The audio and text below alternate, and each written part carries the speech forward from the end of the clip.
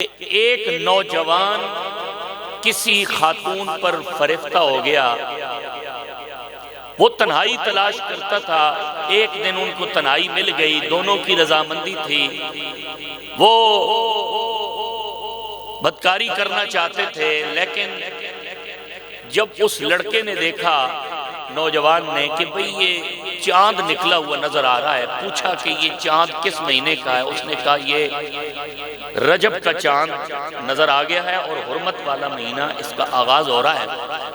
اس نے اپنے آپ کو پیچھے کر لیا اور چہرہ اس کے چہرے سے پھیر لیا۔ اس نے پوچھا کیوں؟ اس نے کہا کہ یہ حرمت والا مہینہ ہے، لہٰذا حرمت والے مہینوں میں ہمارے بڑوں کا یہ طریقہ کار تھا کہ وہ برائیوں سے بدکاریوں سے دور رہا کرتے تھے۔ میں اس مہینے کی عزت کی وجہ سے حرام کام کی طرف کبھی بھی اپنے آپ کو نہیں لگاؤں گا۔ ہاتھ پیچھے کر لیا، اپنے آپ کو بھی پیچھے کر لیا، اس سے چہرہ پھیر لیا۔ اللہ تعالیٰ جل شانہ نے حضرت عیسیٰ علیہ السلام کی طرف وحی کر دی، فرمایا کہ اس نوجوان کے پاس جاؤ اور اس کو جا کر ملاقات کرو۔ یا اللہ، میں نبی ہو کر ایک عام بندے سے ملوں، وہ کلمہ بھی نہیں پڑھتا۔ فرمایا یہ میرا حکم ہے، جائیے اس سے ملاقات کیجئے، وہ خوش ہو جائے گا اور اس کو وجہ بھی بتائیے گا کہ کس وجہ سے آپ کو ملاقات کے لیے بھیجا گیا ہے۔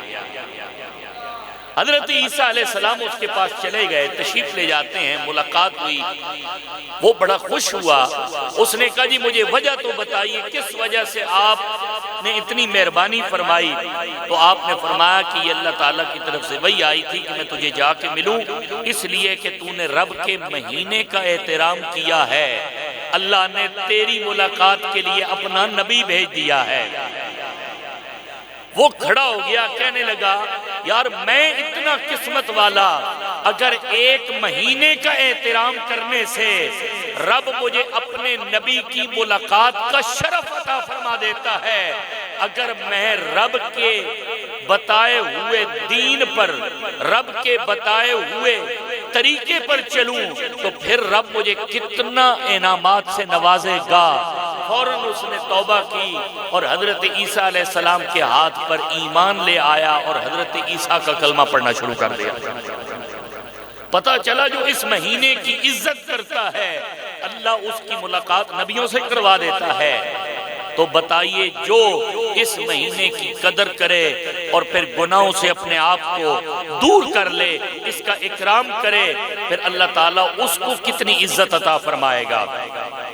ماہ رمضان کے بعد اور ماہ ذی الحج کے بعد سب سے زیادہ روایات جس مہینے کی عظمت کی آئی ہیں، ماہ ذی الحج، ماہ رمضان، ان دو مہینوں کے بعد سب سے زیادہ جس کی عزت کی، احترام کی اور اکرام کی روایات آئی ہیں، وہ ماہ رجب المرجب ہے۔